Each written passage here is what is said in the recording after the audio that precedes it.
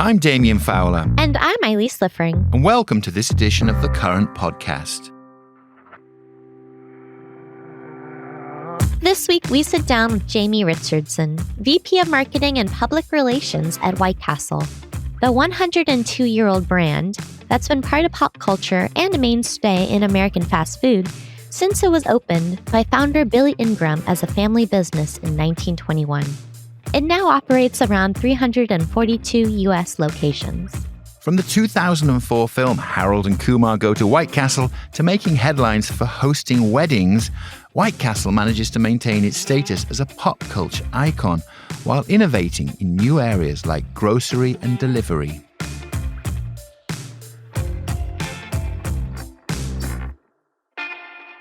Well, when you work at White Castle, you get calls from all over the world. And one fine day, somebody called our 800 line, and I had the opportunity to speak to this person. And they said they were from Hollywood, and that there's this film about two likable underdogs who spent an evening of misadventure looking for White Castle. So we said, sure, send us the script. And then I remember taking the script home and taking a look at it, and they forgot to mention it was rated R for raunchy. So that was a little surprising. But we had some good debate internally, and then I had the opportunity to talk to our CEO and third-generation leader, Bill Ingram. I had the perfect pitch down. I was really ready to sell this big idea. I remember walking into Bill's office and panicking, and the first thing I blurted out was, "It has sex, drugs, and rock and roll. Other than that, it's really good for us." And he kind of paused and looked up and said, "What in the world are you talking about?"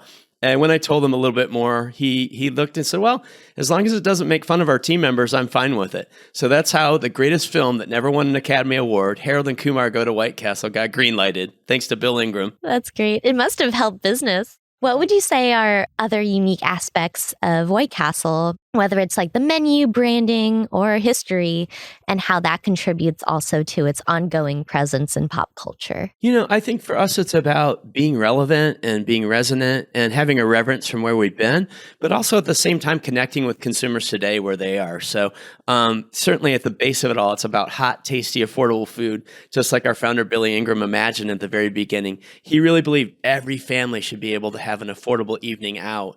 But beyond that, I think we've been able to be a part of people's memorable moments, and that connects us emotionally beyond the physical properties of product and the utilitarian value of food. So keeps it fun and real.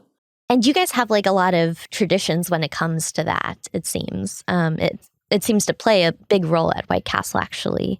Your burgers have pretty much stayed consistent, and then certain traditions have continued on, such as like people get married at White Castle, which is super fun. And then you have a Valentine's Day celebration.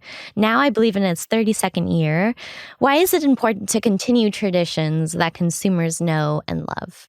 I think for White Castle, as a family-owned business that's been around for 102 years, our neighbors and friends are the people we serve every day in each of the communities we're in. So for us, around Valentine's Day, White Castle becomes Love Castle, and people make reservations 3 months in advance to get that special seating. And I think it's us not taking ourselves too seriously and having some fun with it, and recognizing we exist to feed the souls of craver generations everywhere. Now, Jamie, you mentioned the word relevant, which obviously is key to any brand, staying relevant, and especially in the sector that you're in, the competitive restaurant, fast food category. I'm wondering how White Castle has adapted to changing consumer tastes and trends, whilst it's preserving this 102-year-old iconic status. I think for us, it's about not being locked into something that we've done just because that's the way we've done it before. It's about meeting people where they are.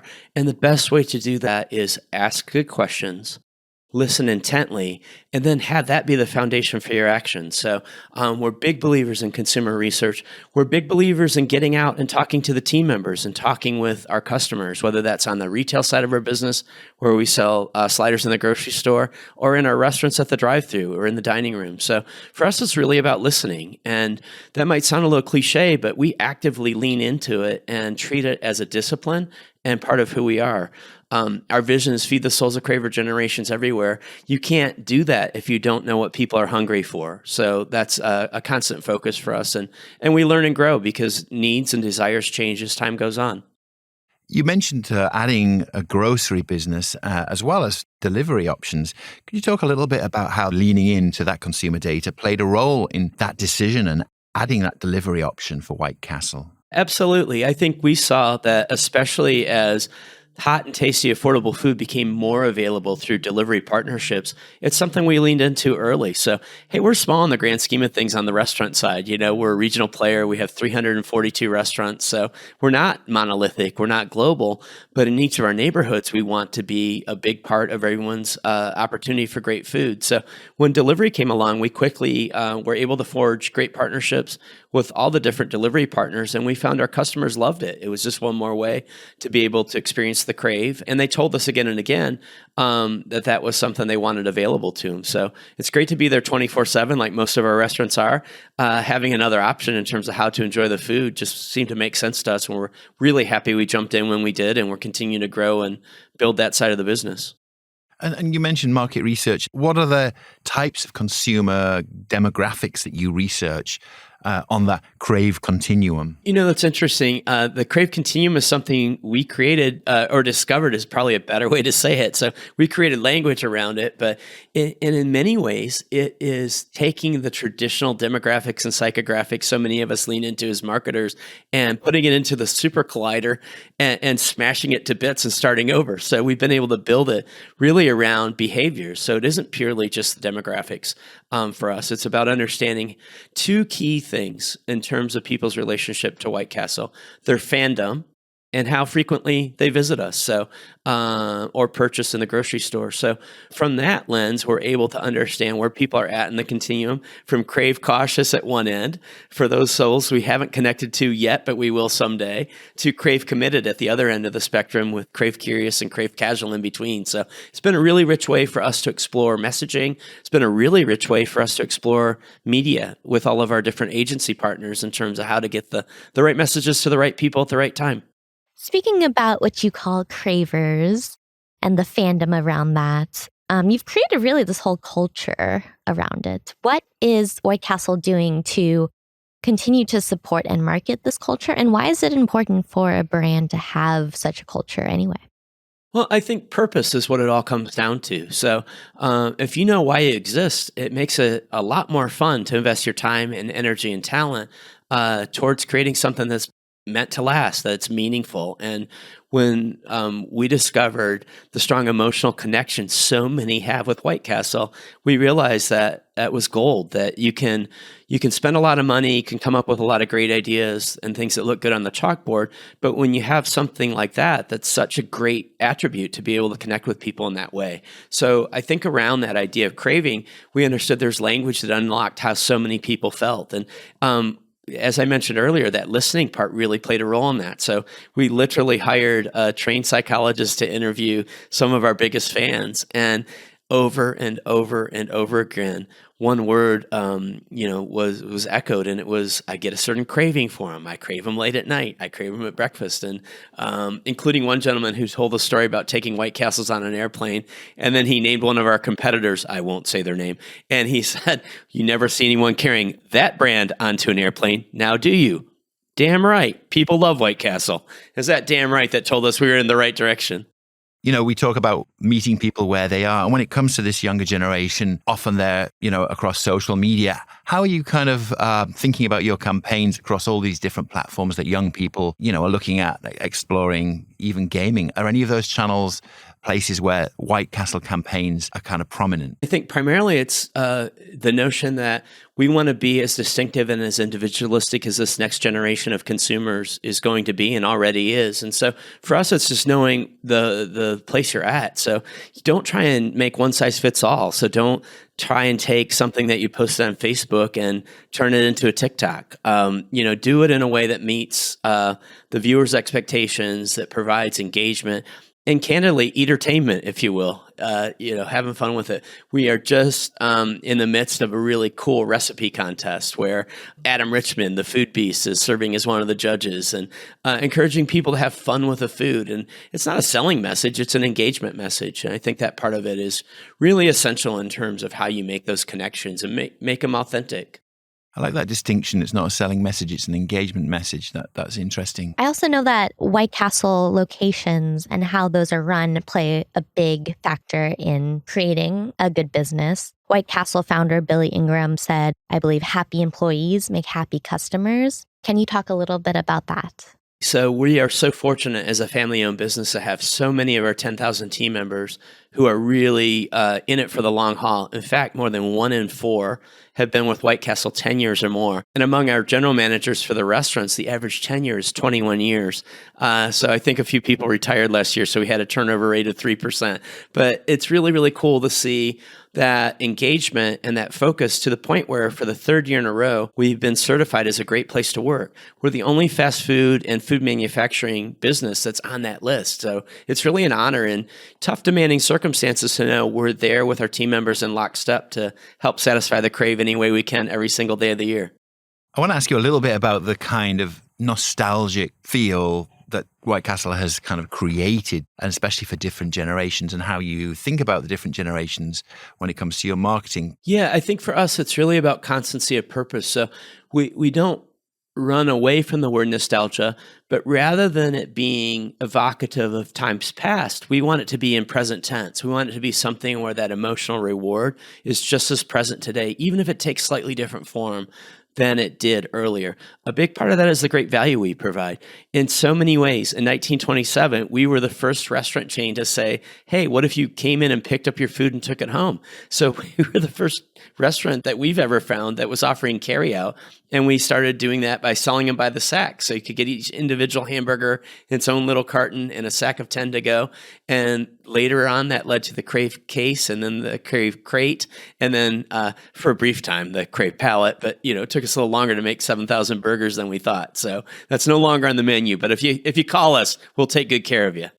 But you've also now launched a campaign called Micro Castle that promotes the idea that anyone with a microwave can have their White Castle at home thanks to the burgers in grocery stores. Could you talk a little bit how that came to be, the strategy behind promoting buying sliders at grocery stores over the physical retail locations? Absolutely. So it's so much fun because it's another great story about listening. So our 3rd generation leader and CEO, Bill Ingram, visited every restaurant every year. And in one of his visits in a New York castle, he saw a person literally leaving with 4 sacks of 10. So he just wandered over and said hello and said, oh, are you off to a party? He goes, oh, no. I put these in my freezer. And then Bill leaned in and said, well, what do you do with them in your freezer? He said, oh, I've got a new appliance that I use to reheat them. It's called the microwave oven. And so Bill thought, if people are microwaving our sliders, maybe we could sell them through the grocery store. And it's a fun story because I won't mention their names, but he approached 3 well-known global manufacturers and said, hey, would you like to, we'll license this to you. And they all kind of laughed at him and said, no one will ever buy fast food from a grocery store. So thankfully he wasn't discouraged, but we did it ourselves. And so today we have 3 dedicated frozen food plants, and that side of our business, our CPG business, is 30% of our revenue, a bigger percent of our profit, and it's growing by leaps and bounds. We just doubled the size of our plant in Vandalia to keep up, and it's really fun that people can enjoy that flavor and taste. That's awesome. With all that growth, though, there's always some challenges going on, especially in the fast food business. What would you say are some of the main challenges that you run into? I think there's some challenges that are universal. These days more than ever, everyone's trying to work through this moment in time. It's been a crazy 4 years, as we all know. And I think there's still some kind of trying to understanding what's a new normal look like. We've gone beyond supply shortages. That seems to have sorted itself out. Labor shortage today isn't as bad as it was a year ago. So many of us on the restaurant and hospitality side of things face the same challenges. On the CPG side of things, food costs and inflation are real, and trying to maintain that value for consumers who are shopping is real. For us, we have distinctive challenges because it's a strength and an opportunity. And the strength is we're small and family owned. The opportunity is we compete against some of the world's biggest brands, and being able to stay relevant means we can't spend as much money. We have to think more creatively and try new things and connect that way. On that, are there any emerging channels you're experimenting in or campaigns that you're trying out for the first time? I think for us, finding new ways to connect with people and manage expectations is something that's so important because we think expectations are going to continue to look for even faster service, even greater quality, and even more accessibility. So our delivery partnerships are great. Our mobile app has continued to grow, and we're involved in a major effort right now to revamp and relaunch our mobile app because we know staying current there is essential to success. So, and then when it comes to campaign, we're constantly evolving and modifying and making the message even more informed and better connected. So with the Crave Continuum as the platform, that's something we're leaning into to talk to those different audiences in ways that matter. We did a really fun local campaign that was what we call Brand Unified for our restaurants and our CPG business, where roller skating is the place to be. Roller skating's back just like vinyl has been. And so we partner with some skating centers and, fed a lot of people a ton of sliders, but also had some fun social content that came out of that as well. So I think for us, it's always trying new things and being open to the learning we get as we go. You mentioned roller skating, which is interesting, which brings to mind, other sports. I'm wondering what White Castle's relationship is to sports and live sports. Well, we are a group of people who have Super Bowl ambitions, but much smaller budgets. So we are so fortunate to have two great sports partnerships. One is with USA Luge. And so White Castle is the official sponsor of their search for luge athletes. The athletes in luge are called sliders. So there's a nice fit there. And we've been partners for 6 years now. Yeah, it's really fun. And, we cheer on Team USA every 4 years as they go off to the Olympics. But that's something we get to do fun along the way that encourages youth participation and helps them find the future Olympians as they go around the country. And then just recently, we announced a really fun partnership with Major League Pickleball and our local Columbus, Ohio team, which used to be called the Columbus Pickleball Club, has changed its name. They are now the Columbus Sliders, and we are cheering them on to victory as they go. So, but pickleball is on the rise, and so we find that's a fun, affordable way for us to connect. And I'll tell you that the kids in America are discovering pickleball, and it's going to be big. So we try to catch a rising star whenever we can, and both those opportunities have been huge and a lot of fun for us. And that's it for the Current podcast. We'll be back next week, so stay tuned. The Current podcast is produced by Wonder Media Network. Our theme is by Love and Caliber.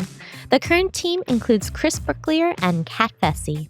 And remember, we don't run away from the word nostalgia, but rather than it being evocative of times past, we want it to be in present tense. We want it to be something where that emotional reward is just as present today, even if it takes slightly different form than it did earlier. A big part of that is the great value we provide. And if you like what you hear, please subscribe and leave us a review. Also, tune into our other podcast, The Current Report, our weekly roundup of what's making news in digital media. I'm Damien. And I'm Elise. And we'll see you next time.